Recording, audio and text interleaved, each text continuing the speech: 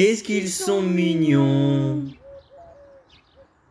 Est-ce que tu savais que si ces petits amours avaient fait des bêtises au Moyen-Âge, ils auraient pu se retrouver poursuivis en justice? Mais qu'est-ce que tu me racontes? Au Moyen-Âge, les cochons évoluaient librement dans les villes.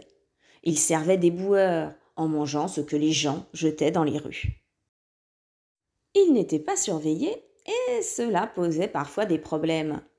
Une truie a par exemple été poursuivie en justice en 1386 dans une ville de Normandie qui se nomme Falaise.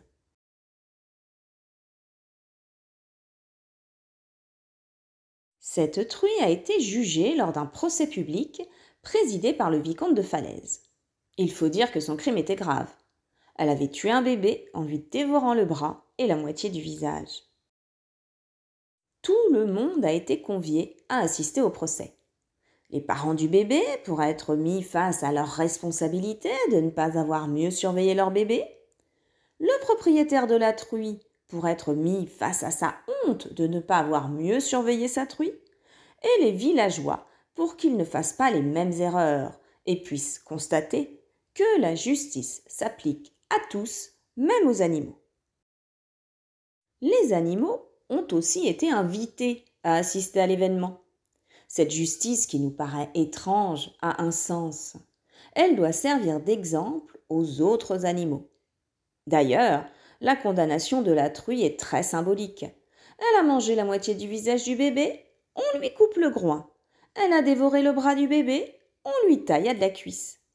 Elle a ensuite été pendue à une fourche pour qu'elle se vide de son sang et en meure. Son cadavre a ensuite été traîné dans les rues par un cheval avant que son corps ne soit brûlé. C'est une justice exemplaire. Mais qu'est-ce qu'il se passait si la justice ne retrouvait pas l'animal responsable? Il y avait tout de même un procès. Soit un animal de la même espèce était jugé à la place de l'animal introuvable et relâché après le verdict, soit il fabriquait un mannequin à l'effigie de l'animal responsable. C'était une justice symbolique. Cette justice s'appliquait à tous les animaux. En 1120, l'évêque du diocèse de Laon a même excommunié les mulots et les chenilles qui s'attaquaient aux récoltes. Avec tous ces animaux qui sont venus m'écouter, je me sens comme Blanche-Neige ou Cendrillon. Oui, si tu veux qu'il reste auprès de nous, ne te mets pas à chanter comme elle. Tu as une belle voix, mais seulement pour écrire.